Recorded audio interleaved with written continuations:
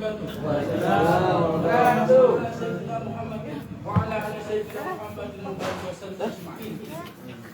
Ya ayyuhalladzina amanu atiullaha wa atiur rasul wa 'alal amri minkum. Insyaallah malam ini kita akan membuktikan bahwa syariah itu selalu berhubungan dengan hakiko atau ilmu hakiko atau ilmu hakiki atau ilmu tasawuf, itu pasti memiliki fondasi yang namanya ilmu syariah. Makanya sebutannya pertama itu adalah Islam, lalu syariah, lalu tariqah, lalu hakiko, lalu azimah, lalu ma'rifah. Makanya tadi kita Astaghfirullahaladzim min kulli dzambin min kulli ma yukhalifu dinal Islam, min kulli ma yukhalifu syariah, min kulli ma yukhalifu tariqah, min kulli ma yukhalifu haqiqah, min kulli ma yukhalifu azimah, min kulli ma yukhalifu ma'rifah. Baru ya arhamar rahimin. Setelah kita memuji Allah berkata, oh ya benar, Gusti Allah itu arhamar rahimin.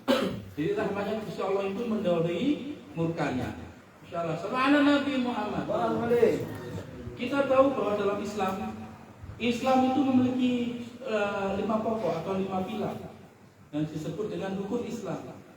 Pertama adalah syahadat, kedua adalah salat, ketiga adalah puasa, keempat adalah zakat, kelima adalah haji. Ini sudah pernah kita bicarakan beberapa waktu yang lalu. Berarti pertama di dalam pilar dari Islam itu adalah sholat. Begitu. Makanya Allah mengatakan bahwa sholat itu dapat mencegah daripada perbuatan keji dan munkar. Namun ayat berikutnya Allah mengatakan wala dzikrullahi akbar. Lah, sholat dapat mencegah dari perbuatan keji dan munkar, ini adalah pilar daripada syariah. Ini adalah ilmu syariah. Lah, ketika Allah mengatakan wala dzikrullahi akbar, ini adalah basic dalam ilmu hakikat, ilmu tasawuf. Karena ketika sudah berhubungan dengan Allah dan dengan Allah, itu bisa ilmunya luas. Gitu. Kekuatannya itu tak terbatas. Samudanya itu tidak memiliki ujung, unpredictable. Kalau sholat itu masih bisa dihitung. Maksudnya nggak sholat kan bisa tahu. Manusia harus sholat. Tapi ketika Mas Buja berzikir dalam hati, kalau tidak akan tahu. Karena dia berhubungan dengan Allah Subhanahu wa Ta'ala. Makanya sholat ini ada 2 jenis sebenarnya. Ada yang orang sholat itu berhubungan dengan dirinya sendiri, ada orang sholat itu berhubungan dengan Gusti Allah Subhanahu wa Ta'ala. Yang benar adalah wala dzikrullahi akbar. Artinya bahwa yang benar adalah ketika kita sholat, maka zikir Allah itu harus lebih besar daripada sholat kita. Artinya ketika kita mengatakan Allahu Akbar, Allah Maha Besar, itu wala dzikrullahi akbar. Nanti dari situ akan muncul ilmu-ilmu, zikir-zikir, begitu. Nah, disinilah kita akan membuktikan bahwa peranan Kanjeng Nabi itu sangat penting sekali dalam menghubungkan antara syariat dengan hakikat, antara ilmu fikih dengan ilmu tasawuf, ilmu hukum dengan ilmu maklum. Maklum. Masa maklum terus ya, iya. Jadi begitu nih. Jadi Mas Buja di sini mengatakan kesalahan begini. Nah, ini dulu ini ahli praktek. Masya Allah.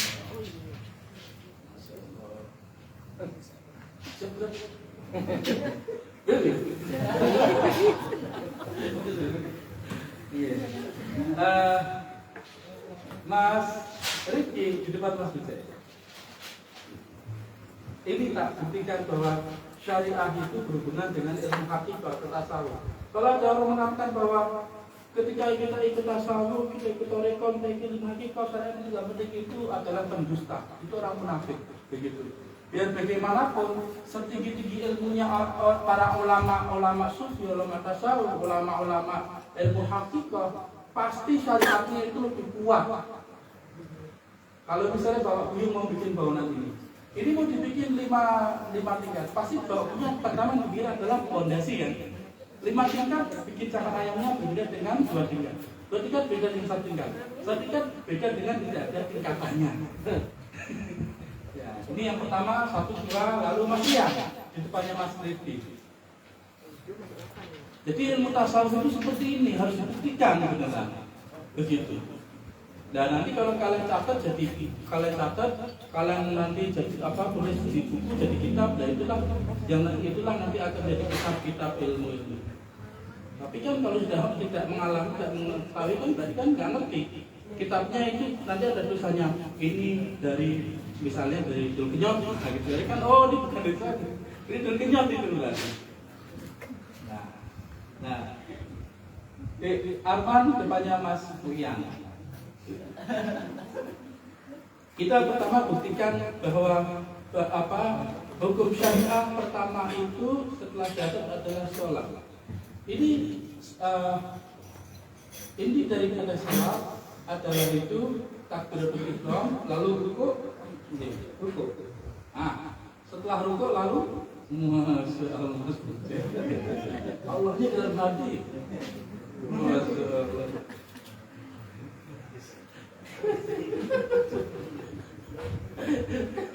Kajian Mas Rifki capek sama dosa gitu sih. Biasa aja loh. Malah serem biar Mas Rifki gitu ya. Pertama adalah takbiratul ihram, kedua rukuk, ketiga sujud. Ini gerakan daripada sholat. Lalu duduk tahiyat. Nah, kurang lebih begitulah. Nah, istirahat gitu. Kurang lebih begini ya. Inti sholat itu seperti ini gerakannya. Pertama takbiratul ihram, kedua rukuk, ketiga sujud, keempat selesai tahiyat. Nah, ini tak buktikan bahwa kenapa kok di dalam sholat itu kok harus bersolawat. Kenapa tawasulnya pada kajian Nabi dulu? Ini. Jadi gerakan inti sholat ini Allah Subhanahu Wa Taala secara ilmu hakikat memberitahu kepada kita semua bahwa gerakan yang kamu lakukan itu adalah bentuk daripada kekasihku Nabi Muhammad Shallallahu Alaihi Wasallam. Ini kalau dalam huruf Arab, yang pertama itu adalah ikram, ini huruf alif. Yang kedua huruf ha. Ketiga huruf mim, keempat huruf dal. Jadi kalau dirangkai namanya Ahmad. Alif, ha, mim, dal. Ini sudah kelihatan. Kenapa Nabi Sallallahu Alaihi Wasallam itu harus dilibatkan dalam sholat yang kita lakukan? Masya Allah Gusti sampai Masya Allah ya. Iya benar ya, Masya Allah. Makanya orang namanya Ahmad itu pasti ganteng-ganteng. Ini Ahmad Fuson, Ahmad Yaki, Ahmad Yogis, Ahmad Supri, Ahmad semua lah semuanya. Ini sudah ya.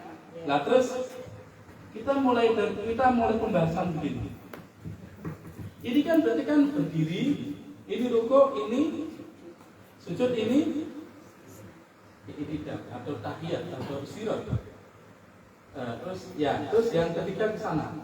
Ini bukti pertama, ya. Bukti pertama bahwa gerakan sholat itu membentuk nama daripada Nabi Muhammad Shallallahu Alaihi Wasallam. Karena yang kedua disebut sholat Nabi Muhammad Shallallahu Alaihi Wasallam. Jadi Allah Subhanahu Wa Taala ingin memuliakan kekasihnya, ingin memberikan suatu penghargaan, sehingga Allah Subhanahu Wa Taala ketika menyuruh Nabi SAW melakukan sholat, sesungguhnya Allah ingin memberikan penghargaan pada Nabi SAW supaya kamu ini dikenal oleh umatmu. Karena ketika kamu dikenal umatmu, kamu akan sampai kepada Allah Subhanahu Wa Taala. Masya Allah. Nah, udah, ayo yang ketiga kesana dulu. Biar Ahmad Abdullah kita semua, ya. Allah itu. Ya, kita sini ke depan sini, biar yang lain bisa melihat. Masya Allah. Ya.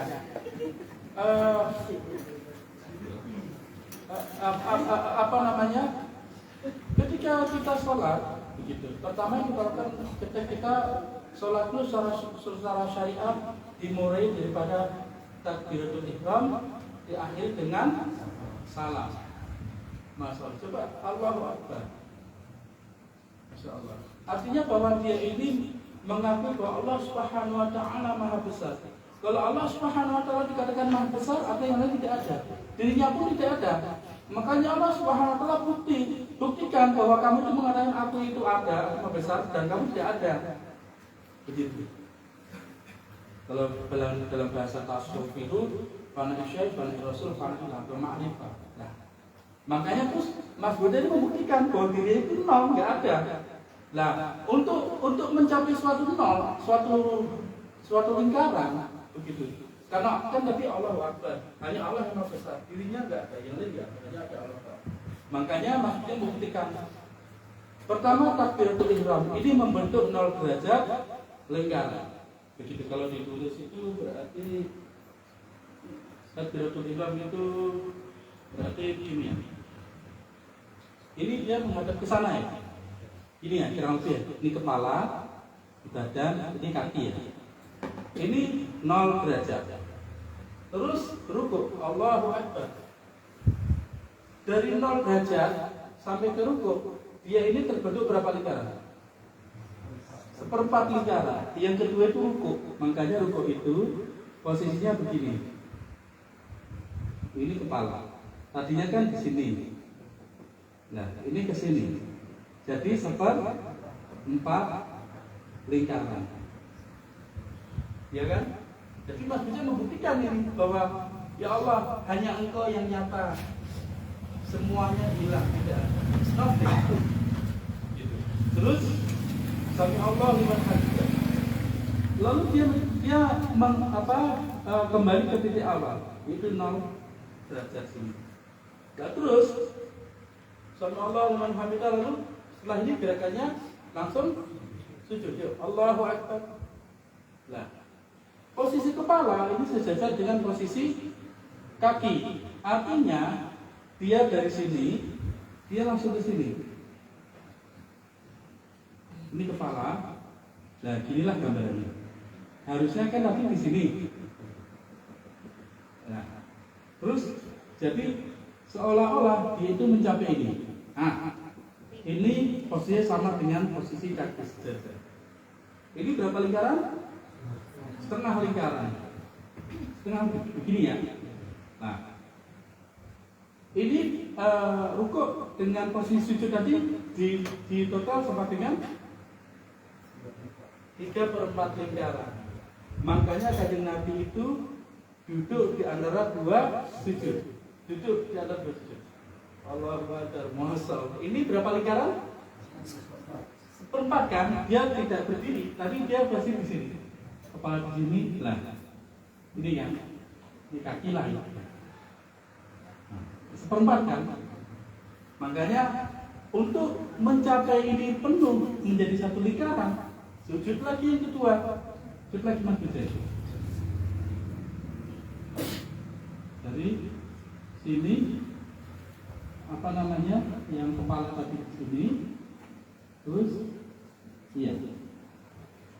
Jadi penghembusnya mana? Sini. Ini. Ya, jadi gini. Ini kepala, ya. Makanya setengah, 1/4, terus ini sujudnya 2 kali, atau dijabarkannya 1/4 dibagi 2, sujud 2 kali, atau bisa dijabarkan bahwa duduk ini posisi 1/4, kita duduk di sini ya. Ini kembali ke sini. Ini 1/4 lingkaran. Berarti posisi sholat 1 rakaat menghasilkan satu lingkaran 0 derajat. Jadi betul, dia membuktikan bahwa dirinya 0, yang lainnya ada Allah Subhanahu wa Ta'ala. Makanya dia mengatakan Allahu Akbar. Begitu. Makanya semua yang ada di alam semesta ini semua berputar, semua berotasi, dan ketika mereka berotasi, mereka berevolusi, mereka mengembang. Nah, ketika sedang melakukan sholat, apa yang mengembang? Yaitu kekuatan hatinya atau cahayanya atau imannya. Begitu.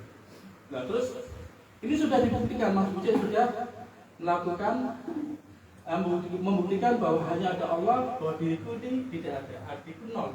0 itu bahasanya masyarakat kita berbuat nothing. Saya bukan apa-apa. Ini maksudnya 0 derajat. Ini bisa aja, ngerti nggak? Boleh difoto buat dokumen, biar nanti ingat, ya.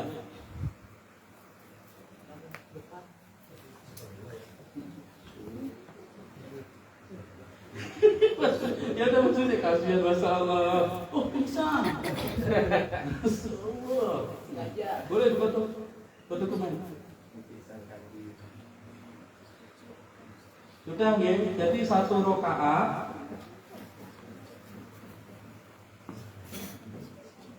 itu sama dengan 1 lingkaran atau 0. Nah, makanya kalau duduk di dalam ilmu aritmatika hitungannya 1, 2, 3, 4, 5, 6, 7, 8, 9 kembali ke 1 lagi kan? Ke 0 kan? 0 ya kan? 0 tambah 1 sama dengan 10. Makanya menjadi 1 dan 0. Artinya apa? Hanya ada Allah, yang ini tidak ada. Begitu. Kalau baru bijaiyah, ini alif, ini ba. Masya Allah. Ini karena Abdullah Ahmad dari sini yang nanti kita jadi dikasih ilmu sama Gusti Allah. Sudah dia, ini udah ngerti deh. Jadi ini tak buktikan karena apa? Supaya nanti ketika sekarang atau nanti pas masa Mahdi alaihissalam datang ke Dajjal itu muncul, supaya nanti jangan risau, aku nggak punya kekuatan seperti orang-orang, gitu. Berarti mungkin ada yang tidak terhubung di dalamnya, gitu. Artinya apa? Mungkin syariahnya tidak dikerjakan, begitu. Sedangkan ketika kita hidup, walaupun mungkin bisa merasa kesana kemari, kan memakai tubuhnya berhubungan dengan syariat. Itu. Oh ini. Dan dia, maksudnya wajahnya kenapa kok jadi begitu? Sama dia, insyaallah dia, dihapus dia. Ya, coba dihapus. Ini bukti pertama. Ya, ini adalah bukti pertama bahwa oh benar nih secara ilmu hakikat, we are nothing. Yang ada hanya Allah. Ini buktinya. Ternyata kita buktikan lewat 1 rakaat sholat. Terus sekarang sholat 5 waktu. Pertama adalah maghrib. Maghrib berapa rakaat? Ini 3 rakaat. Terus isya ini 4 rakaat. Terus subuh. Ini kenapa kok sholat nggak boleh ditinggal, nggak boleh bolong-bolong? Karena ada hubungannya ternyata. Berapa ini? 3 rakaat. Terus duhur. Ini tumben-tumbenan kita buka nih ilmu ini. 4 rakaat. Terus setelah itu asar. Asar berapa? 5 rakaat. Lihat ya. Maghrib 2 rakaat. Isya 4 rakaat, subuh 2 rakaat, duhur 4 rakaat, asar 4. Karena nanti huruf-huruf ini berhubungan dengan kode-kode yang ada dalam Quran, huruf-huruf Quran, sama sandi-sandi ada dalam tubuh kita, lebih di jari-jari kita. Ini ya. Ini kalau kita tahu, ini Mbak Tika apa ahlinya total gitu kan gitu. Tapi ini nggak pakai pengeluaran ketika di total mengeluarkan terus pengeluarannya tadi buat puasa begini ya bisa. Nah, 3 tambah 4 sama dengan 7 tambah 2 tambah 4 tambah 4 17. Nah 17 ini memiliki angka huruf ini, angka ini memiliki maksud. 17 maksudnya adalah angka 1 ditambah angka 7 sama dengan angka 8. Oh, 8 ketemu. 8 itu kalau kita dulu belajar di ilmu matematika, ilmu kimia, segala sesuatu yang dikalikan 0 sama dengan tak terhingga. Kalau tak terhingga dulu nulisnya gimana? Tak terhingga kan kalau betul begini, kalau salah kan begini. Kalau tak terhingga, nulis itu gini kan nulisnya kan? Ya kan? Nah, ini 8 paman. Masya Allah. Sallallahu ala Nabi Muhammad. Artinya, ketika tadi Mas Bujek sudah mengatakan bahwa Allah Akbar, Allah Maha Besar, dirinya tidak ada. Ketika dia sujud, maka sesungguhnya dia itu posisinya itu kalau katakan dengan Nabi, posisi paling dekat antara seorang hamba dengan Tuhannya. Maka kalau dalam sujud, dalam sholat tidak boleh dirangkai. Kata Nabi itu 20 tahun sudah tidak diampuni oleh Gusti Allah. Jadi ketika dirinya masih ada nih, habis bekerja, habis apa, hatinya dikeras gitu kan, dari dunia kan, azan, terus wah tak hilangi semua. Ya Allah, ada Engkau. Semua tidak ada dia Allah gitu kan. Allahu Akbar, Allahu Akbar, sami Allah liman hamidah, Allahu Akbar, Allahu Akbar, lain. Jadi setelah mengerjakan sholat 5 waktu, makanya kenapa dibilang bahwa pertama syariat itu tidak boleh ditinggal, sholat tidak boleh ditinggal, karena itu berhubungan dengan ayat tadi yang dijelaskan. Lalu kenapa kok 5 waktu tidak boleh bolong, boleh ditinggal? Karena ini nanti akan membentuk angka 8 kan limit, tidak terhingga. Begitu. Karena ketika seorang sujud, maka kepalanya berada di bawah arsy ilahiyah, sesungguhnya begitu dalam ilmu hakikat. Jadi hatinya menyatu dengan Allah Subhanahu wa taala, al-ihsan. Ihsan. Yaitu kesempurnaan akhlak. Makanya Nabi mengatakan salatlah dalam keadaan ihsan. Bagaimana ihsan? Yaitu seolah kalian kalau kalian jadi bakalan diberada oleh Allah. Jadi tidak ada yang lain. Artinya bisa memperhatikan kita. Ingin tahu bukti kita, mana buktinya? Ya beri kita buktikan ini ya Allah, ini ya Allah. Makanya isinya doa-doa. Rabbi firli warhamni wajbur dan ma'ni wajibati wa'afwa'ani. Kira-kira kalau kita begitu dengan kondisi apa membuktikan bahwa Allah itu ada, kitanya nol, orang besar kita tidak ada, kira-kira Allah mengampuni kita enggak? Hapus semua. Terus ketika kita melakukan sholat ini kok lengkap 1 hari 5 waktu pun, maka diceritakan bahwa setiap sholat itu terdapat cahaya, begitu.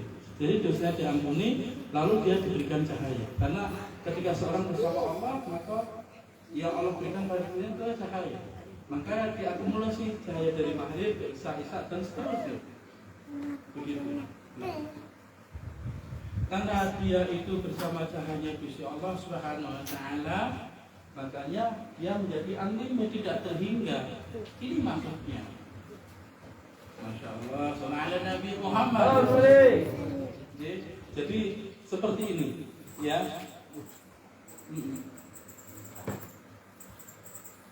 Bisa gitu. Ini tak singkat karena sudah ngantuk. Ya, ini sudah deh, boleh difoto. Udah. Nah, terus ini sudah deh. Jadi ketika kenapa kalau sholat 5 waktu, misalnya gini, tanya Ustaz, gitu, tot, gitu kan? Oh iya, ada tot, gitu. Kalau misalnya tot, bisa nyebut tinggal kira-kira tot, gitu kan? Berarti 10 ditinggal misalnya, 2 tambah 3 tambah 4 berarti tambah 4 berapa? 15 misalnya. 15 ini tanpa ini ya, subuh ya. 15 misalnya 1 tambah 5 sama dengan obat nyamuk. Obat nyamuk nih. Loh, kalian banyak pembangkang mana? Keluar kan? Apa artinya? Loh, obat nyamuk jadinya. Iya, nggak sekitar telinga jadi obat nyamuk. Ini maksudnya kenapa sholat itu nggak boleh bolong-bolong? Karena ini nanti berhubungan dengan kekuatan spiritual dalam diri kita semuanya. Untuk kita hidup di dunia saat ini, untuk kita bisa hidup di masa Nabi alaihissalam, untuk kita nanti di akhirat melewati sirat, semua beri kekuatan dulu. Nah kalau obat nyamuk ini mah buat tidur malam hari aja kontrakan. Ini ya, Oke. Sudah ya? Ya, tak bagus lagi. Jadi kita buktikan ini tak pasti karena saya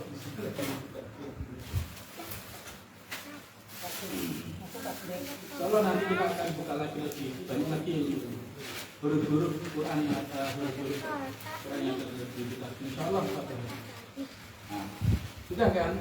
Tadi diceritakan lam alif. Lam alif kan dengan begitu. Berapanya lam alif kan? Ini sama dengan huruf alif dan huruf lam, ya kan? Ini kan huruf alif nih. Ini sama dengan huruf alif. Ini sebagai huruf lam, ya kan? Kalau digabung jadinya makanya sebutnya bukan alif lam tapi lam dan alif. Jadi maksudnya. Jadi, nah. Alif ini Allah Subhanahu wa taala, lam ini adalah Muhammad sallallahu alaihi wasallam. Makanya kalau orang Yahudi itu kan umatnya Nabi Musa alaihi salam yang paling terkenal, Bani Israel, ya kan? Atau umatnya Nabi Yakub alaihi salam, makanya disebut Bani Israel. Israel itu artinya itu Israel itu malam hari. Israel itu artinya orang berjalan di malam hari. Karena dulu Nabi Yakub itu bersama keturunannya itu beliau itu kalau malam berpindah-pindah, kalau siang bersembunyi. Karena dulu dikejar sama kakaknya, saudara yang namanya As. Begitu. Karena mereka putra daripada Nabi siapa dia dalam pelajar agamanya gini. Siapa? Habib Sehan. Ayo. Nabi Yakub dan As itu putra dari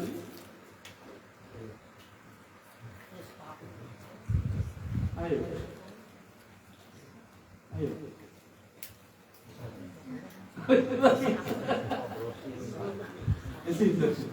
Ayo.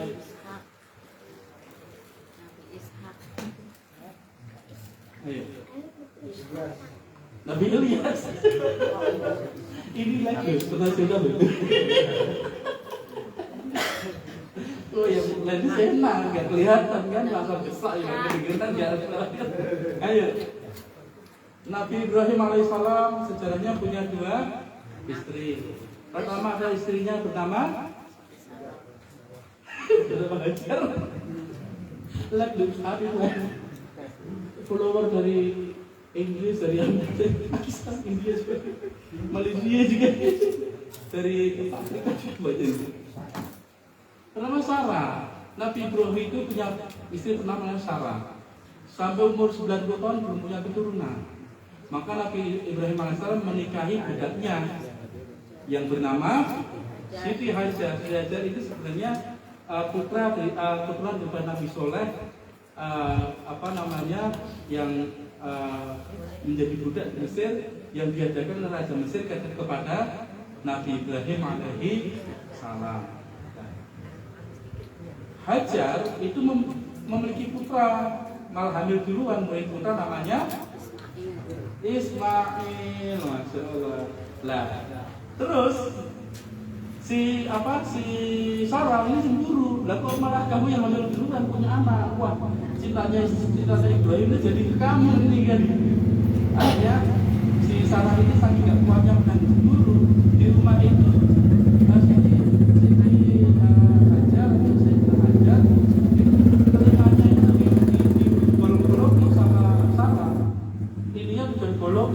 Makanya wanita itu memakai dinding di sini.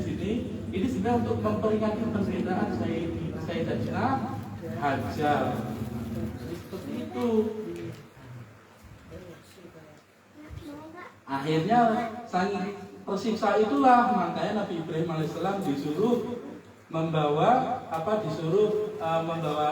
Sayyidatina Hajar bersama putranya ini naik ke atas unta sampai di mana unta itu berhenti dari Palestina, lalu mereka pergi ke Hijaz, yang sekarang disebut dengan Mekah Al-Mukarramah. Di mana pelajaran sejarah kalian? Belum diterima buka loh gitu. Coba kalau malaikat itu nggak pantas maju soal nanya iseng gitu. Coba mas itu aku iseng ini. ya Abdul, adakah nabi yang sudah bernama Daniel? Itu mah presiden SPI. Ya kalian ini. Nah, terus tiba-tiba malaikat Jibril alaihissalam beritahu pada Nabi Ibrahim alaihissalam. Allah SWT beritahu pada Nabi Ibrahim alaihissalam bahwa sebentar lagi istrimu ini akan hamil, akan mengandung. Sayyidatuna Sarah ini akan mengandung. Lah, ketika Sarah ini mengandung, dikatakan mau mengandung padahal usia 90 tahunan, sudah tua renta. Sarah ini ketawa-tawa terus, masa nggak mungkin. Biasa, istri kan imannya kan kalau kata Mbak Tika imannya bisa diplek. Iya, kalau kata Mas Bin, makanya buat amalan kayak aneh gitu. Kalian pada apa ngobrol aja, nggak gue lagi bisa bikin amalan. Terus kata Mas, memang sholat sambil jawab doa bisa. Jangan. Jadi semakin sadar. Kita lanjut lagi. Nah, istrinya Nabi Ibrahim yang pertama yang bernama Sarah ini akhirnya mengandung. Karena tadi waktu dikatakan mau punya anak itu nggak percaya, malah ngetawain suaminya. Masa udah tua gini ngandung, nggak mungkin. Udah menopause kalau bahasa ilmu biologi, nggak mungkin. Ternyata mengandung. Makanya ketika lahir maka diberi nama Isa. Ishak.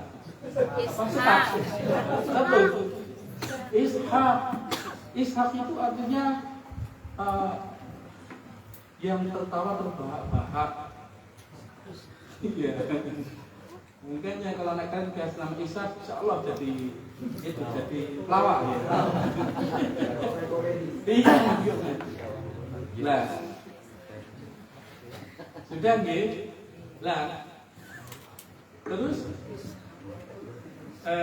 Nabi Ishak punya istri, istrinya hamil, tapi ketika di dalam kandungan orang awam itu bisa mendengar janinnya itu kembar, di dalamnya itu debat terus, ibaratnya Pak Oki sama Pak Parmin lah.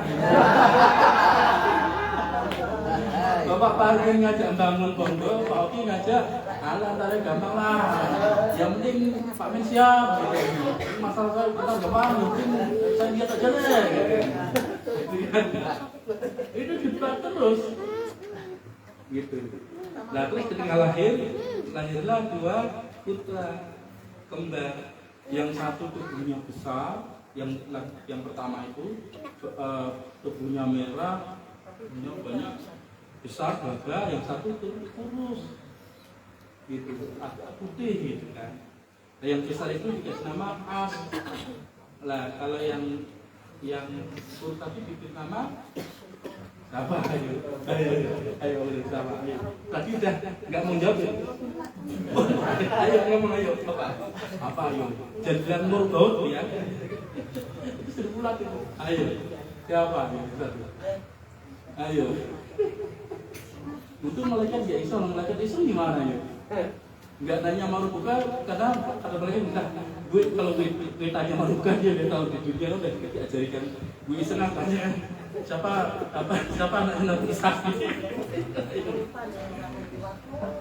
Ayo kita baca siapa? Ayo. Ada yang tahu? Itu kan Nabi kita semua. Hah? Nabi Yakub alaihi salam. Jadi Nabi Yakub ini anak yang soleh, As ini seorang pemburu. As inilah nanti cikal bakal keturunan kaum Rum itu orang Eropa, orang-orang Barat, orang-orang kulit merah yang suka bertempur saat ini. Nah kalau Yakub ini tahu nanti cikal bakalnya keturunan nabi-nabi orang kaum dari Bani Israel, Bani Yahudi. Nah begitu ceritanya. Terus tadi Nabi Yakub ini kemana Pak? Kita sejarah. Oh iya, Israel tadi ya. Nah terus karena Nabi Ishak itu sudah sepuh dan tua renta, matanya udah rabun. Kayak saya ini matanya udah mulai rabunnya nggak kelihatan kan?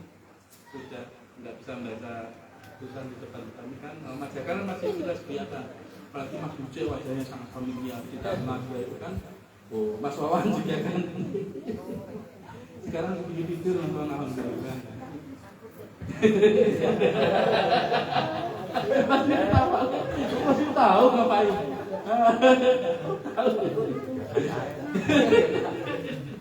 Nah, lalu ketika itu Nabi Ishak beliau itu ingin makan daging rusa. Beliau angah-angah gitu, bilang ke istri beliau ingin makan daging rusa. Lalu guru-guru istrinya itu ngasih tahu Nabi Yakub untuk mencari rusa, untuk menyediakan rusa, lalu dipotong, dimasak. Terus Nabi Yakub ini badannya itu didandani sedemikian rupa kayak kakaknya, karena Nabi Yakub dan kakaknya ini sama-sama lagi keluar.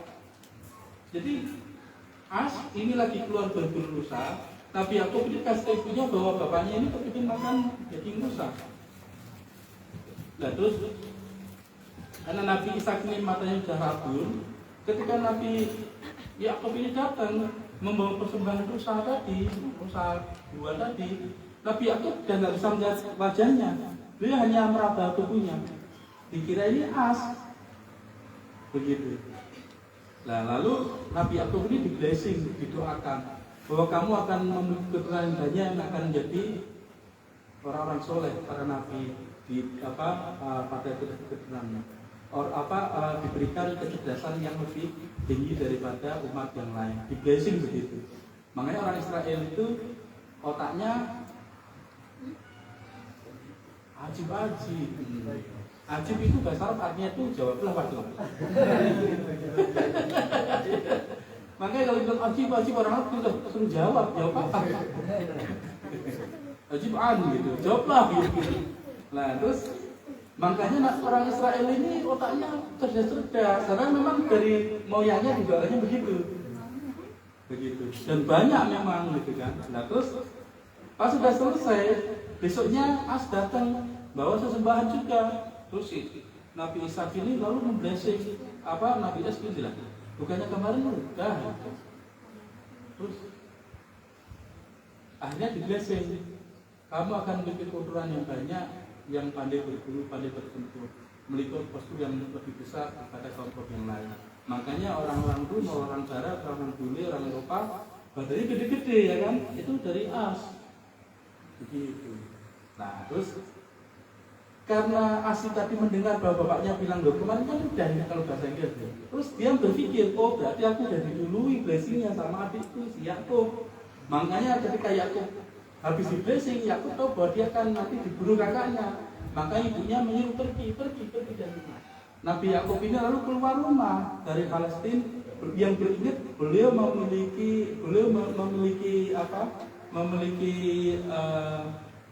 memiliki paman lah, yang bernama Ismail, keturunan daripada Sayyidina Hajar yang tinggal di Hijaz tadi. Makanya beliau Nabi Yakub dari Palestina, beliau lalu berjalan ke Hijaz untuk mencari suaka pada Nabi Ismail alaihi salam, pamannya ceritanya. Itu, ada masih, itu mah dari dulu kayak bilang biar kan bisa jawab di sekolah gitu. Jadi begitu lah, karena beliau itu berjalannya di malam hari. Begitu. Kalau siang beliau ngumpet, kalau malam beliau jalan. Makanya mereka disebut Bani Israel. Bani itu keturunan Israel, itu orang berjalan di malam hari. Itu mereka orang-orang berjalan di malam hari, itu maksudnya. Tidak ngerti ya. Jadi aslinya ngejar terus gitu, tapi akhirnya endingnya happy ending lah, ya pondok kita lah happy ending. Amin. Punya pondok sendiri, amin. Itu mah di Jakarta, amin. Kasih Insya Allah uang miliaran, amin. Triliunan, amin. Tapi tidak bisa biaya, amin. Nah itu. Ya jadi begitu dia. Nah jadi begitu. Makanya Bani Israel. Lah terus Bani Israel itu kan putra daripada Yakub alaihissalam. Nabi besarnya itu kan Nabi Ulul Azminya itu Nabi Musa alaihi salam. Tapi kenapa Bani Israel kok menggunakan lambang Ustaz David, kok lambang bintangnya Nabi Daud alaihissalam? Lihat di sini. Ini sudah ya lama lebih ya. Ya udah ya. Saya belum lagi. Nanti lebih sendiri, tapi saya belum. Ya itu. Ini ya.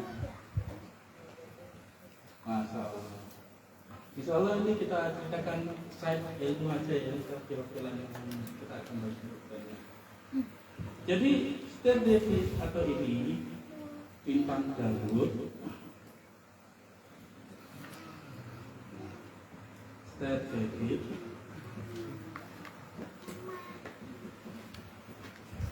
jadi kalian catat, ingat-ingat gitu ya, ingat-ingat nanti suatu hari kalau kalian punya keperluan ceritakan ini begitu, karena itu ada dalam diri kita semuanya gitu.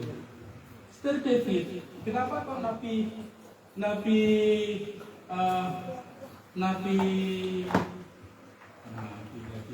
kenapa orang Yahudi memilih lambang Sir David daripada lambang-lambangnya nabi-nabinya terdahulu atau Nabi Yakub atau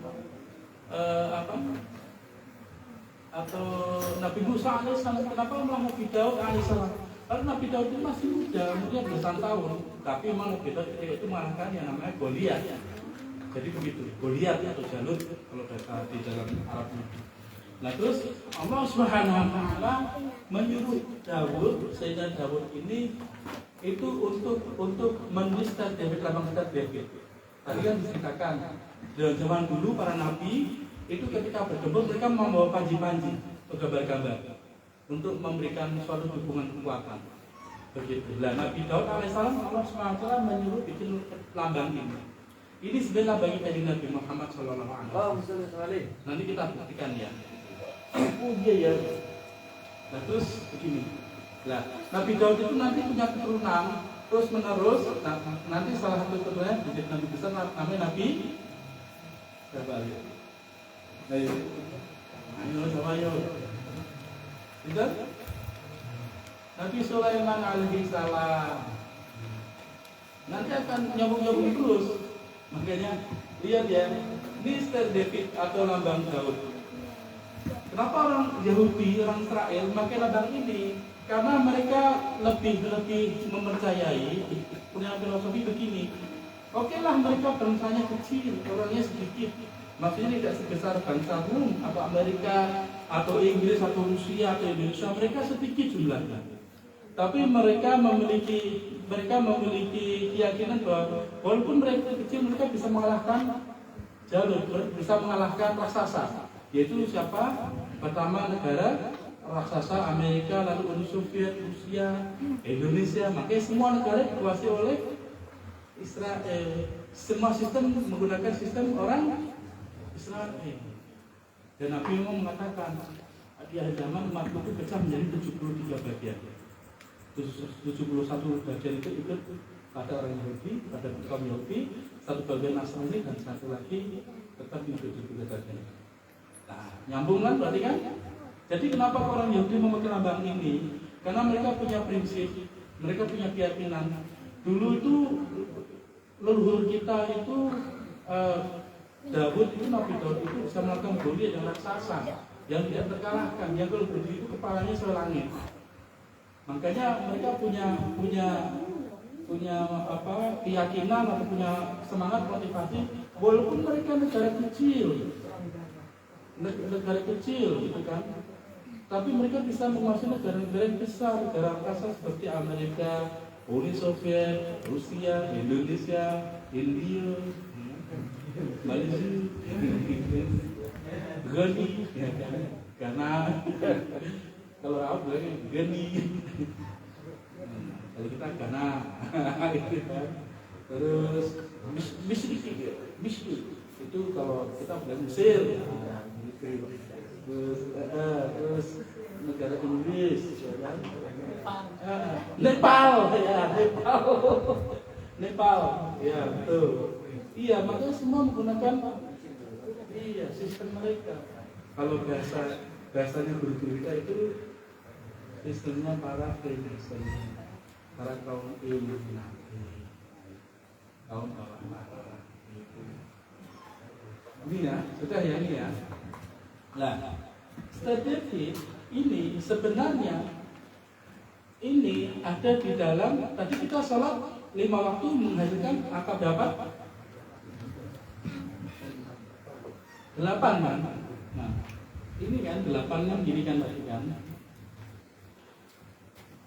8, lihat. Seolah-olah 48 ini satu segitiga ke atas, satu segitiga ke bawah. Tuh. Nyambung kan? Oh, ya kan? Terus ketika digabung jadilah segitiga ke atas. Ini kalau menyatu ya, artinya sholatnya tidak tinggal ya. Jadi ini udah ya, bisa ya. Yuk, foto dulu. Nanti hapus kalau kan. Ini ya. Jadi kalau orang itu tidak meninggalkan sholat 5 waktu, dia akan mencapai kekuatan tidak terhingga, lebih kuat daripada kekuatan Nabi Daud alaihi salam. Makanya Pak Iblis melihat kok bisa lompat terbang terus pas dia cuma bus habis karena melihat kekuatan ilahiyah, kekuatan tidak terhingga. Luna langsung gitu. Ya, udah jadi. Nah, coba kalau udah nanti bagus. Ini tak singkat-singkat ya. Insya Allah nanti ke waktu aja kita akan bahas lebih jauh lah ilmu yang lain. Ya. Jadi seperti ini.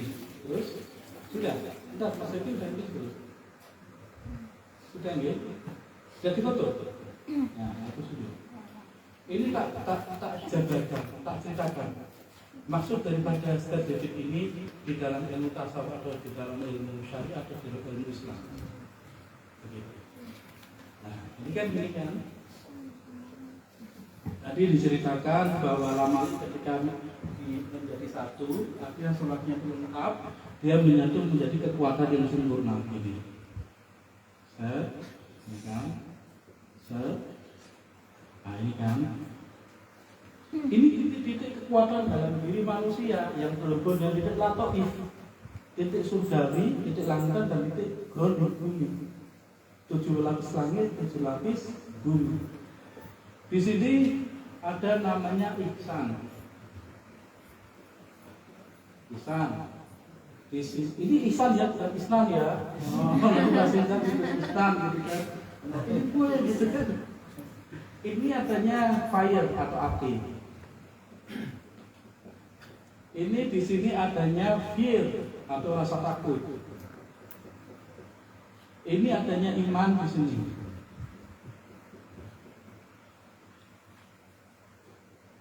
Iman.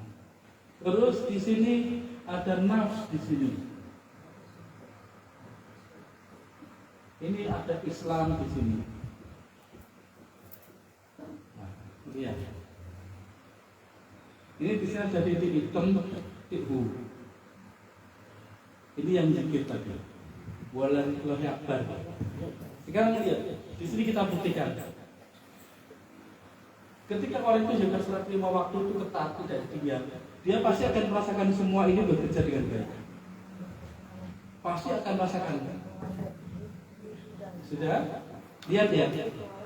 Ini ada fear, rasa takut di atas. Ini di dada atas sebelah kanan.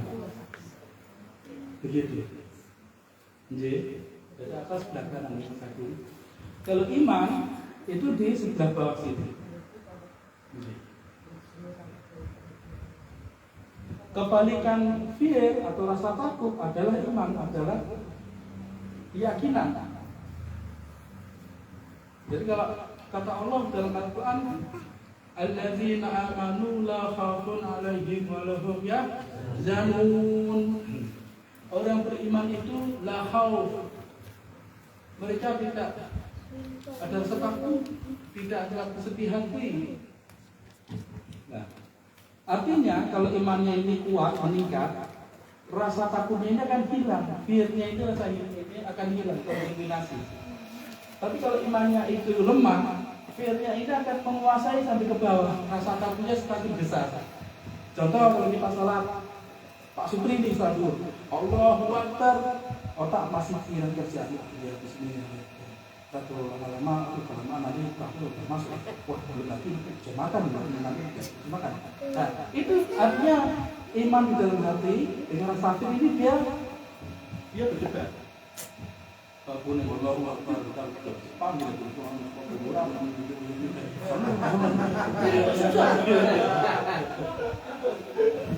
buktikan apa? Kalian semua kan membuktikan sendiri insyaallah. Begitu. Satu ke orang sibuk, kalian orang sibuk semua gitu kan. Bapak lagi mau sholat dulu ke masjid, masjid imamnya lama lagi kan.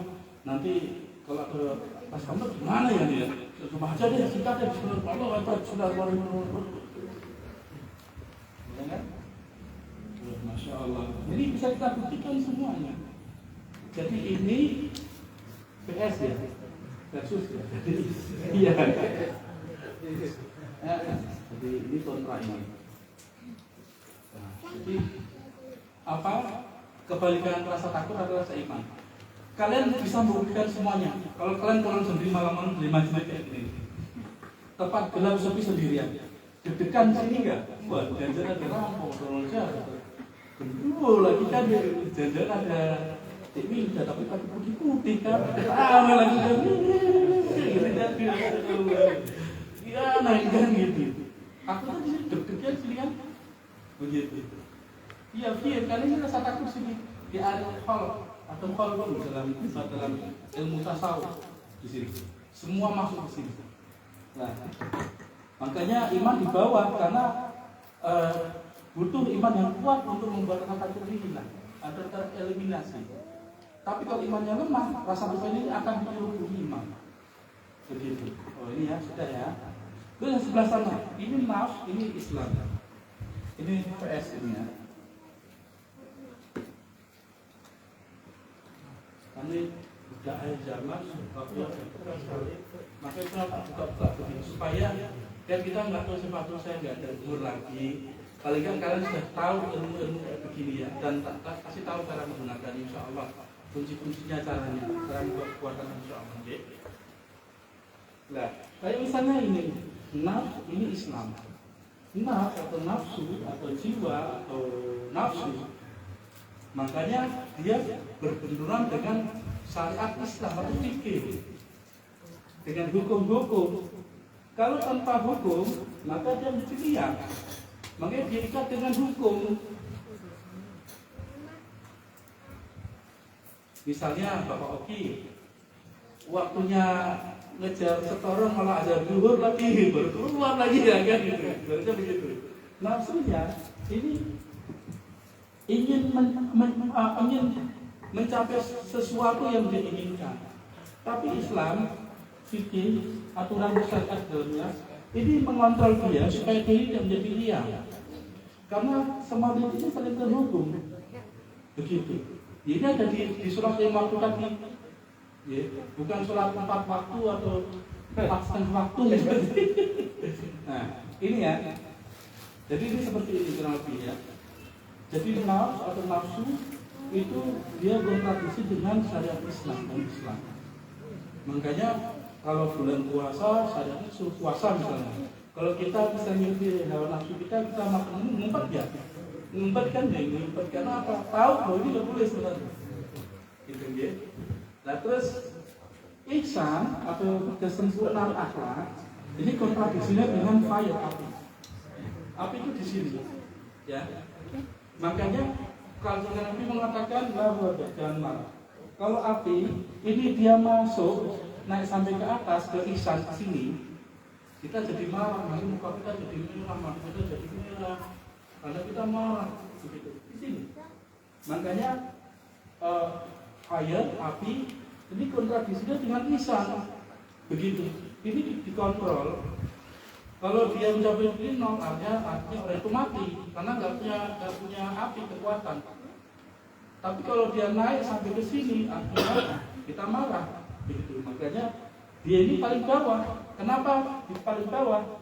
Ini untuk masak semua ini. Kalau kalian misalnya Mbak Tika bikin apa itu sebelah, apinya itu di bawah panci atau di atas panci? Di mana Pak jawabnya? Oh di bawah nih. Kalau kata Mas Budi, katanya apinya di Kampung Sumur, terus apa pancinya di Pulau Jaya katanya. Lihat di sini. Jadi api ini harus tetap dibawa supaya ini matang masakannya, bisa dinikmati. Begitu. Kalau ketika misalnya bikin seblak, lalu apinya kok sampai bakar semua panci-pancinya, kayak gitu, gosong apa bersih? Gosong nggak bisa dinikmati. Makanya dia harus dikontrol di sini. Begitu.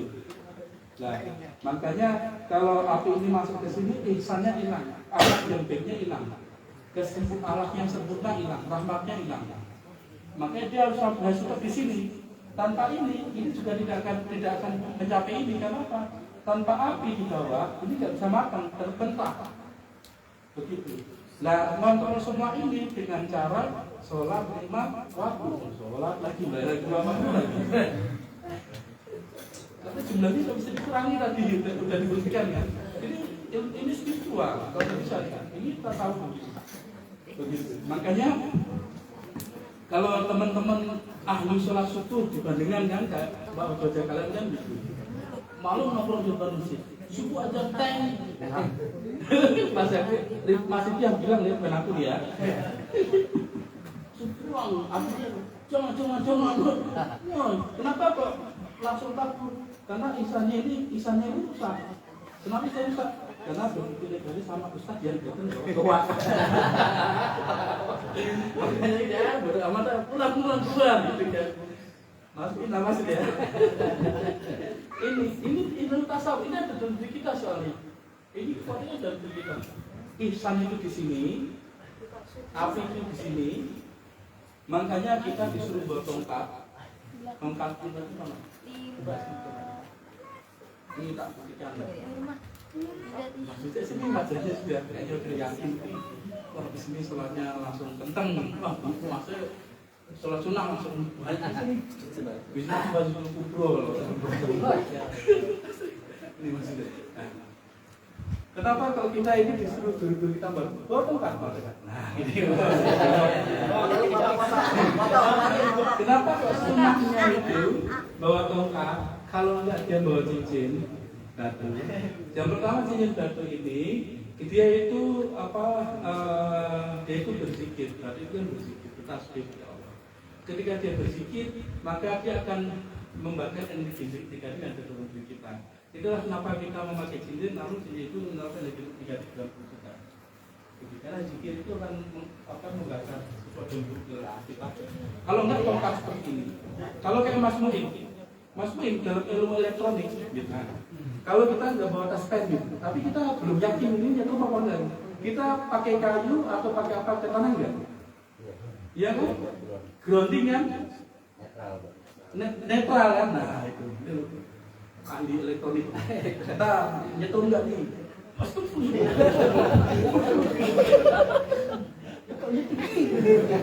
Maksudnya ini udah netral sifat karena tanah ini, bumi ini tempat gravitasi, di mana semua keburukan di langit itu dibuangnya ke bumi. Makanya ini tempat bagi semua kotoran yang ada di surga atau kotoran spiritual. Begitu. Makanya ketika kita menapak tanah tanpa memakai kuf, ini negatif ini masuk ke sini. Dia itu akan gumbal di sini. Kalau dia tidak begitu kuat, dia naik ke sini. Begitu. Makanya marah adanya di bumi, ada di dunia. Nah, supaya dia kembali ke sini, makanya dia pakai ini. Ketika dia ini langsung dia balik lagi ke sini. Ini maksudnya. Ini jadi uang. Begitu. Ngerti dia maksudnya dia. Dah tongkatku mau diminta enak aja tongkat kenang-kenangan dari depan Ka'bah ini dari Mekah ini dari Madinah hasil dari Mekah. Nah jadi sekarang aku mulai pakai ini supaya ini seperti Nabi terus karena aku ini orang yang lupa sama Nabi kalian ingat semua kan lupa makanya tak ingat sholat di Masjid Nabawi pakai ini, aku dari sini ke ini, aku dapat hadiah dari sini pakai ini. Iya, nah terus, makanya pasukan Arab kan gitu, anak Arabia. dapetin nomor Mas Buja, diminta awas gitu. Nah ini sudah ini. Jadi ini tadi maksudnya definitif ini. Jadi bukan hanya lambang kosong. Makanya guru kita begini. Kalau guru kita ini biasanya ininya bikin nama alif, nama alif,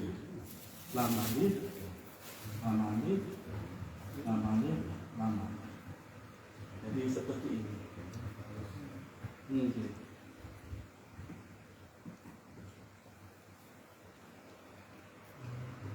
Sudah ngerti deh? Ngerti deh? Hu ini yang Rasulullah katakan wala dzikrullah akbar. Jadi semua ini bisa hidup kalau kalian juga sholat fardu 5 waktu kayak tadi yang saya jelaskan. Tapi Allah mengatakan wala dzikrullah akbar. Jadi intinya harus hidup. Allahu akbar, Allahu akbar. Ini yang bisa Allah. Allah man hamidah, Allahu akbar, Allahu akbar, Allah. Ini maksudnya. Oh gitu. Maksudnya pantasan ya kok sholat kok gak boleh ditinggal. Ya udah deh, aku jaga sholat ya gitu. Kalau perlu siapa yang nggak mau sholat, biar gue sholat itu ya. Entar udah meninggal. Iya ya. Ini ada dalam diri kita semua. Soalnya pasukan Dajjal itu jumlahnya itu masya Allah, nggak bisa dihitung. Kalau kan dengan diri kalian habis kalian begitu. Tapi kalau ini berhubung dengan baik, seolah seperti tadi Nabi Daud makan Korea. Masya Allah. Sudah tutup? Sudah deh. Jadi sertifikat ini sebenarnya intinya ada dalam gerakan sholat 1 rakaat, dan kesempurnaan sertifikat ini semua titik-titiknya ini adalah dalam sholat 5 waktu. Ini lambang segitiga ke atas kekuatan langit, ini lambang segitiga ke bawah kekuatan bumi. Makanya kita memakai tulisan ini kekuatan langit, ini kekuatan bumi. Lalu udeng-udeng apa ini? Ya tali turbannya ini melambangkan tanah kuburan. Ini batu tulisannya, ini kuburannya ibaratnya begitu. Artinya apa? Kita tidak memiliki keinginan tidak orang mati supaya pikiran Gusti Allah itu sempurna dalam hati. Di lambang apa kamu coba? Kalau dalam Al-Quran, Masya Allah, ya Ustaz ini kembali ke TV kita Pak. Kalau dalam Al-Quran, nanti sampai hidup. Udah aja, udah. Nah, kalau dalam Al-Quran, kenapa kau guru ini? Ya, harus ini. Masya Allah. Makanya baru sholat dari Nabi. Karena apa? Sholat tadi bentuknya ternyata namanya Nabi Muhammad Sallallahu Alaihi Wasallam. Makanya kalau dalam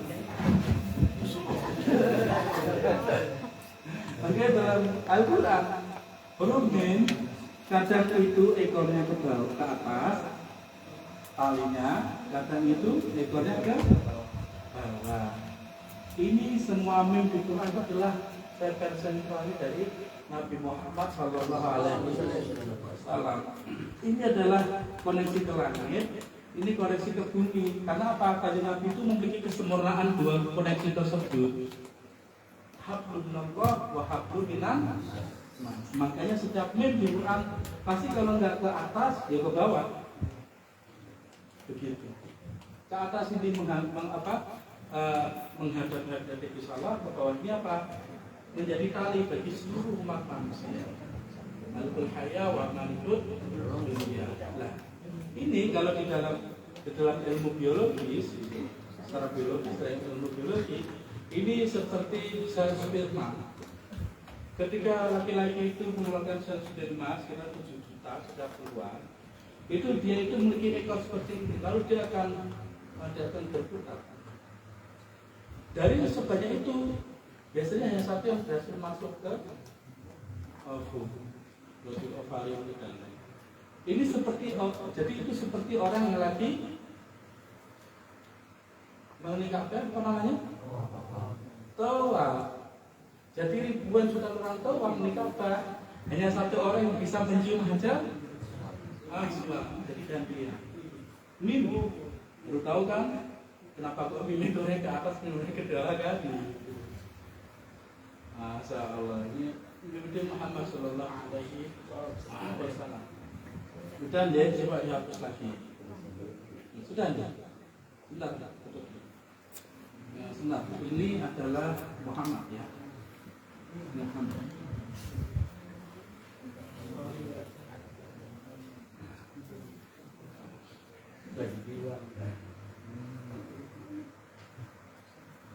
Nama Muhammad aja ini kan yang satu minyak ke bawah ini pertama. Yang kedua minyak ke atas kan? Muhammad. Malikul Haya wa Malikul Tulli. Lanjut. Nah, insyaallah ya kita persingkat aja deh. Pusat kita pusat dan itu kasihan. Deh.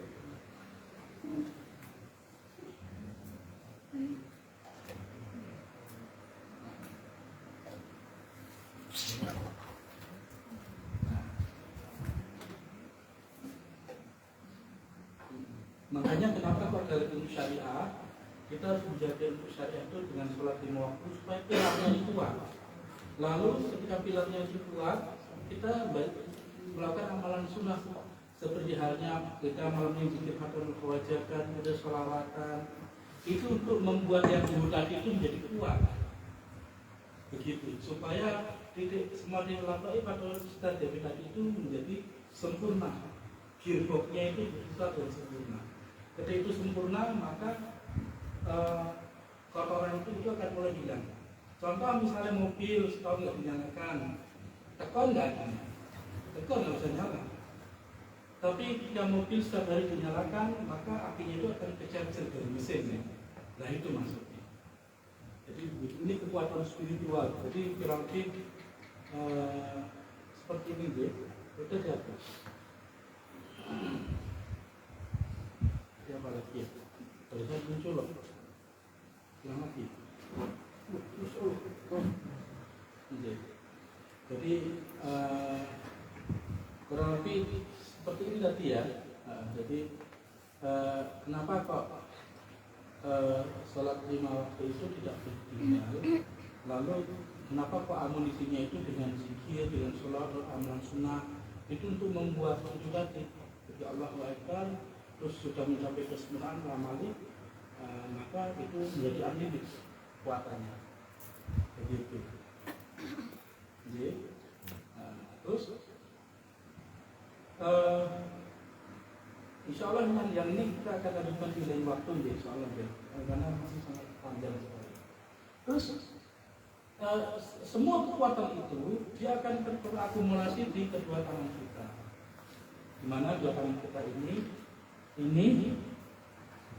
berapa ini? 18. Ini 8 tambah 1 9 tambah 9 99 asmaul husna. Kita tahu bahwa di dalam zikir Fatihah kewajiban itu terdapat tabir daripada Sultanul Zikir. Artinya kalau kalian sholat lima waktu tidak ditinggal, seminggu sekali zikir Fatihah kewajiban tidak ditinggal, kalian mencapai kesempurnaan tadi. Karena itu kalian pakai hidup di dunia di masa Nabi Alaihissalam, di saat Dajjal itu muncul di alam kubur, di akhirat, itu semua menurut kekuatan spiritual. Kekuatan ini tadi. Nah kalau misalnya lantainya ada yang putus, kira-kira mesin bisa jalan dengan baik nggak? Ya enggak. Misalnya Pak Yoni mobilnya bentuknya bagus, tapi dalamnya rantai ikatan mesinnya putus itu. Mobilnya bisa jalan nggak Pak ini? Enggak kan, gerentok kan. Bentuknya tuh ada tapi nggak bisa digunakan. Kayak kita bentuknya ada tapi nggak bisa digunakan. Jadi seperti itu. Nah terus ini satu hal lagi begini, supaya kekuatan itu terbuka, lalu dia mengkristal dalam diri kalian. begitu. Maka ketika wudhu, Masya kita mengajarkannya ketika wudhu itu begini. Sebelum wudhu, ini airnya air mengalir. Jadi tangan kita ditaruh di bawah keran. Ini seperti Maulana Najib ketika wudhu pakai aqua itu. Jadi begini caranya. Pertama ini 1, 2, 3, 4. Bukan begitu Pak Oki, ini mah sampai kayak ini bukan. 1, 2, 3, 4, ya. Terus gini 1, 2, 3, terus langsung dibuka keran. Terus airnya kita kumut ya. Supaya energinya itu masuk ke wajah kita, ke lisan kita, supaya kita ini menjadi orang munafik. Wajah kita ini dianugerahi kekuatan, cahaya. Terus tangan kita, supaya tangan kita itu menjadi cahaya. Makanya wudhu itu cahaya. Kalau dalam tubuh kita ini dia akan membuka sumber cahaya. Jadi seperti itu deh, caranya begini. Karena ini sangat penting sekali gitu. Nanti di akhir zaman kalau kalian melihat para wali nggak pakai pedang, nggak pakai kawat, dia cuma Bismillahirrahmanirrahim, jum itu karena terlatih saat ini dibuka energinya begitu. Nah terus kenapa kok kita nggak bisa gini? Loh saat sekarang aja nggak mau melatih buka gitu. Jadi ada step-stepnya, ada katup-katupnya ya Pak ini sih kalau jadi begitu. Jadi cara bukanya kalau ini 1, 2, jempolnya nggak usah Pak, selalu kok gini kan. Jadi bukan ini loh, jadi itu jempolnya begini loh. 1, ya, 2, 3, ya bagus Pak juga pintar. 4, ya. Nah ini terus ini 1, 2, 3, terus langsung buka doa air. Makanya kalau dalam tasawuf, sholat itu kita tidak membicarakan tentang kalau melanggar sholat ya masuk neraka, bukan tentang hal itu lagi. Karena apa? Kenapa kok orang itu kalau tinggal maaf ya secara ilmu syariah, kenapa kalau tinggal sholat dia tidak bisa masuk surga, hanya masuk neraka? Secara ilmu haki dalam tasawuf betul, secara ilmu matematis. Karena apa? Semua titiknya tadi tidak terhubung. Artinya mestinya dia rusak, sehingga dia tidak bisa melesat. Akhirnya dia nyemplung tengah jalan. Jadi bukan Gusti Allah itu dolim pada hambanya, gak sholat tak masuk neraka, bukan. Pasti Gusti Allah akan memberitahu kalau kamu mendiamkan sholat, nanti kamu akan dapatnya seperti ini misalnya. Misalnya masuk neraka gitu. Bukan Gusti Allah menyembuhkan kita neraka, bukan. Gusti Allah memberitahu kalau kamu misalnya nggak sholat, kamu nanti akan seperti ini misalnya, masuk neraka misalnya. Gitu. Lah, dibutuhkan seorang guru pembimbing atau syekh atau mursyid atau guru kita atau kajian Nabi gitu untuk menjelaskan kenapa kalau di dalam sholat itu maksudnya neraka. Oh ternyata ini tadi penjelasannya. Kalau kita itu menjalankan sholat 5 waktu, nanti gerboknya itu tidak bisa bekerja dengan maksimal, sehingga kita tidak memiliki kekuatan spiritual, kekuatan jiwa untuk melesat dari dari mahsyar menuju kepada surga yang dihentam di depannya itu siratal mustaqim. Ini maksudnya. Kalau ustaz penceramah berarti dari sholat bisa masuk neraka. Ente nggak sholat ini kafir. Ente tidak sholat. Ini apa itu? Tapi kalau wali Allah, kekasih Gusti Allah menjelaskan, karena mereka itu juru bicara Gusti Allah, wali Allah itu juru bicara Gusti Allah. Makanya Nabi mengatakan al-ulama warasatul anbiya, wali-wali itu atau ulama itu mereka mewarisi wajah para nabi atau mereka berada di bawah kaki para nabi. Artinya mereka jadi speaker atau penyambung orang yang menyampaikan apa yang Gusti Allah maksud dalam perintah yang Gusti Allah berikan. Jadi maksudnya kenapa kalau ninggalin sholat nanti kok dapatnya begini? Bukan Gusti Allah kecil ini, Nggak sholat tak perlu was ya, pecot ya. Bukan. Tapi kalau kamu nggak sholat nanti kekuatan jiwamu, kekuatan spiritualmu, kekuatan ruhmu itu tidak bisa menjatuhkan pada surga. Gitu. Kenapa demikian? Karena rasa takutnya terpisah dengan iman. Rasa takutnya terpisah dengan ihsan. Rasa takut terpisah dengan akhir. Rasa takut terpisah dengan nas. Rasa takut terpisah dengan Islam. Artinya mereka kalau berjalan sendiri, nggak kompak. Begitu. Makanya nggak bisa, nggak kompak jalan sendiri, nyemplung betul. Padahal segala sesuatu itu nanti digunakan kekuatan spiritual, kekuatan ruh. Misalnya main marawis, ini suara satu, ini balancing, misalnya ini rhythm, ini bass, ini timpling, misalnya ini nggak ada suara.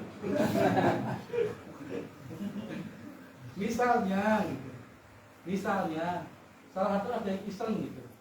Misalnya Mas Yakri ngambek gitu kan, yang pada enak, kan kita yang mas keperantang, Mas Yakri itu baru ngambek kan, dia nggak mau ikuti, nggak mau menampung sesuatu yang beat yang ada tahu, dia asal dipakai bodo amat, gila, rusak nggak pendengaran kita, rusak kan, karena nada suara rusak kan, akhirnya apa, nggak boleh dimasukkan, akhirnya apa, nggak bisa jalan lagi kan, maksudnya mau dipaksa pada posisi musiknya rusak, akhirnya kan, ya udah stop balik, ya ini maksudnya kan. Jadi maksudnya bisa itu begitu, kenapa kalau sholat itu apa namanya? Ketika kita sholat itu, insya Allah kita akan diberi surga, insya Allah kita mungkin akan mendapatkan. Itu maksudnya ini berhubungan dengan kekuatan itu, kekuatan hati. Begitu. Nah kalau yang ini khusus nanti untuk menghadapi masa Masih alaihissalam, nanti pas Dajjal pakai ini kekuatannya yang dikondisikan dari sini tadi. Dari ilah toib gitu. Jadi seperti itu. Sekarang nanti Mas Agung sampai rumah dari sayang, tapi aku pas ini kekuatan tangan jangan buka. Ya sayang, gimana caranya? Coba bikin supaya tidak hilang. Gitu nggak caranya jadi seorang gitu. Ini kan rambut dari panas ini karena nggak pakai air. Saya pakai air. Ini jadi apa yang ada di bong. Nah, nanti di masa nanti itu semua orang akan bisa melihat kalau ada di bong kelihatan bong. Nah, selalu Nabi Muhammad. Oke. Nah, terus kuncinya nanti distur ya Sayyidi Madad atau distur Madad ya Imam Rabbani, distur Madad ya Rabb. Kalau kalian lupa distur Sayyidi Madad atau distur Madad ya Imam Rabbani, udah itu aja. Jadi udah tak kasih kuncinya, tak kasih cara bukanya, tak kasih mekanisme kekuatan ruh itu bekerja dalam ilmu syariah dan ilmu hakikat. Ya kan, jadi ini panas di sini karena berputar semuanya. Nah, tak kasih tahu nih, jadi udah tak kasih tahu semuanya, tergantung dengan semuanya.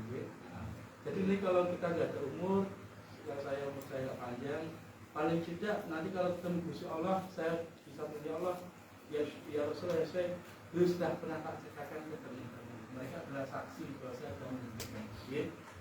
Insyaallah nggih. Wa menatafi dihormatil habib, dihormati Fatihah, dihormati Fatihah.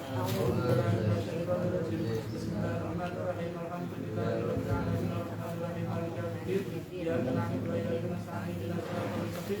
Shiratal ladzina an'amta 'alaihim ghairil maghdubi 'alaihim waladdallin. Amin. Shallallahu ala Muhammad.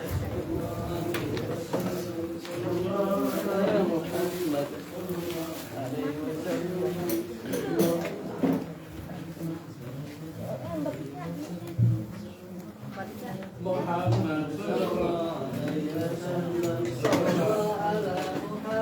sallallahu alaihi wasallam, sallallahu ala Muhammad sallallahu alaihi wasallam. Ada yang nonton ternyata. Ada yang nonton ternyata. Masih nonton.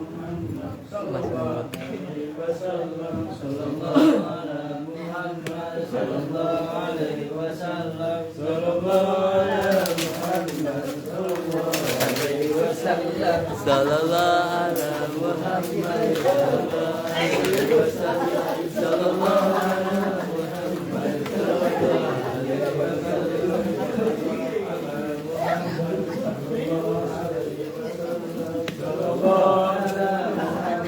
sallallahu alaihi wasallam. Sallallahu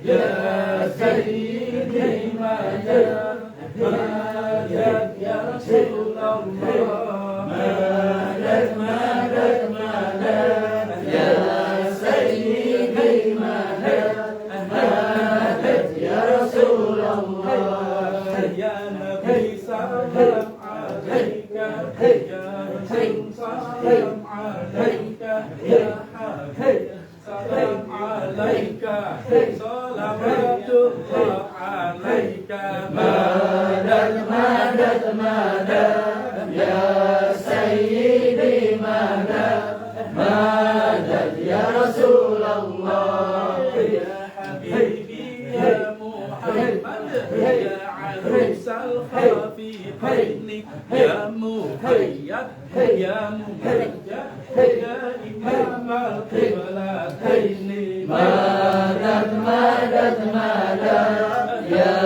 sayyidi madad madad ya Rasulullah ya Allah ya Muhammad ya Habibah ya Syaitib ya Umayy ya Umayy wa Ali wa binti Rasulih madad madad madad ya sayyidi madad madad ya Rasulullah sallallahu ala Muhammad sallallahu alaihi wasallam sallallahu ala Muhammad sallallahu alaihi wasallam madad madad madad ya sayyidi madad madad ya Rasulullah sallallahu ala Muhammad sallallahu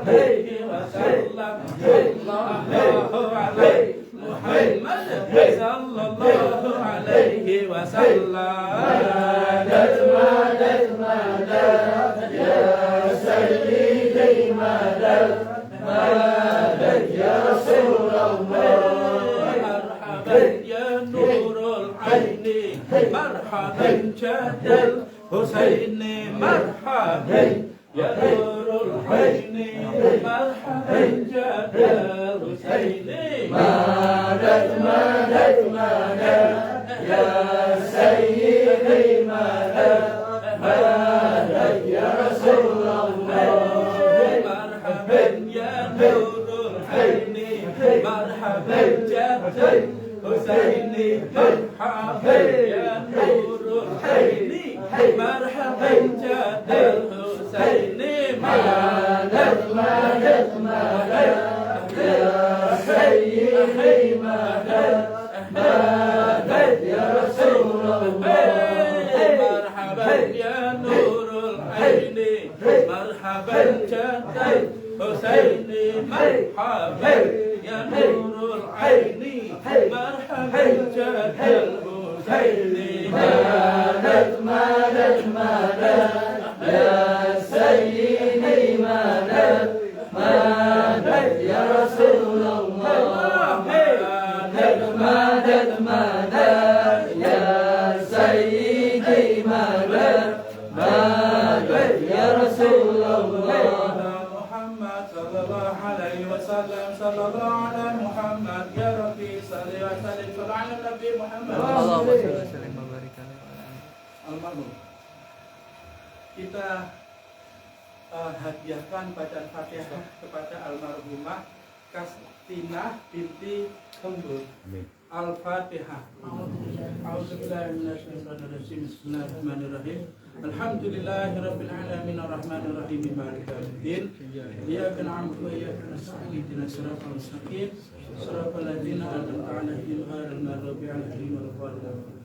Al-Fatihah untuk seluruh keluarga kita yang telah wafat mendahulukan. Al-Fatihah. A'udzubillahi minasyaitonir rajim. Bismillahirrahmanirrahim. Alhamdulillahirabbil alamin arrahmanir rahim maliki yaumiddin. Iyyaka na'budu wa iyyaka nasta'in siratal mustaqim siratal ladzina an'amta 'alaihim ghairil maghdubi 'alaihim. Fatihah untuk seluruh umat muslim dan muslimah, mukmin mukminah, seluruh nabi yang telah mendahului kita. Fatihah. Bismillahirrahmanirrahim. Alhamdulillahirabbil alamin arrahmanir rahim maliki yaumiddin. Iyyaka na'budu wa iyyaka nasta'in siratal mustaqim siratal ladzina an'amta 'alaihim ghairil maghdubi 'alaihim waladdallin. Jadi kurang lebih begitu ya. Kenapa kok sholat tidak boleh ditinggal? Kalau capek sambil duduk, duduk sakit sambil tidur, tidur sakit sambil pakai kode. Makanya kenapa tidak boleh ditinggal? Begitu. Karena ketika kita secara syariah boleh tidak sholat ketika kita sudah meninggalkan dunia atau kita sudah meninggal. Makanya sebetulnya kiamat sughra. Begitu. Alhamdulillah. A'udzubillahi minasyaitonir rajim. Bismillahirrahmanirrahim. Alhamdulillahirabbil alamin wassalatu wassalamu ala mursalin sayyidina wa nabiyina Muhammadin sallallahu alaihi wasallam wa ala alihi ajma'in. Allahumma ij'al al-majlisana hadha salahan wa sadu falahan wa najat. Allahumma ij'al al-rahmah hadhihi ni'mah wa tahmah wa maghfirah. Alhamdulillahilladzi tawaba kullu shay'in wa mati wa kullu shay'in zadu khawa kullu mulbasa salama kullu shay'in badi. Alhamdulillahilladzi sakana kullu shay'in haibati wa hara kullu shay'in mati. وتصغر كل شيء كبرياء اللهم إن كنا في حق ساعة إليك ودود ربنا تقبل منا فلان وارحمنا إنك أنت الغفور الرحيم وإهدنا إلى الحق ولا طريق المستقيم وصل على قلب المسلمين وصل المام الإمام مرسل وصل أولياء الله إنك على كل شيء قدير وبالإجابة جدير سبحان ربك رب العزة عما يصفون وسلام الحمد لله رب الفاتحة.